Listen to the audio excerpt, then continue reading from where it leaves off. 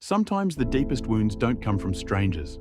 Sometimes the hardest battles come after you've already survived betrayal. Joseph had already endured his brother's jealousy that led them to sell him into slavery. But now, in Egypt, another storm was rising, one that would threaten his integrity, his reputation, and his future. Joseph served faithfully in Potiphar's home. Everything he touched prospered. Potiphar trusted him so deeply that he placed Joseph over his entire household. Joseph had gone from the pit to a place of honor. But favor often attracts attack. Potiphar's wife noticed Joseph. She saw his strength, his beauty, his confidence. Day after day, she tried to pull him into sin. But Joseph refused. He said, "How could I do this great wickedness and sin against God?" Joseph wasn't just protecting Potiphar's home, he was protecting his calling. Integrity is expensive, and Joseph was willing to pay the price. Before we continue, if this story is blessing you, like this video and subscribe to the channel so you never miss the next episode in this powerful journey through Genesis. One day, Joseph entered the house to do his work. No servants were around. Potiphar's wife grabbed his cloak and tried again to pull him into sin.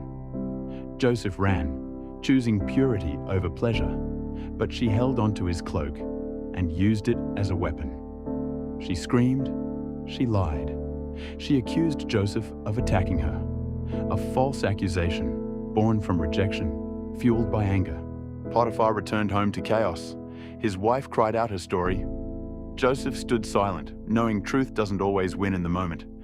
Potiphar was furious, and Joseph, the man of integrity, was thrown into prison. From the pit to Potiphar's house, and now to a prison cell. But even in injustice, God was still with him. Joseph's story teaches us, integrity may cost you, but it will never destroy you. People may lie about you, but God knows the truth.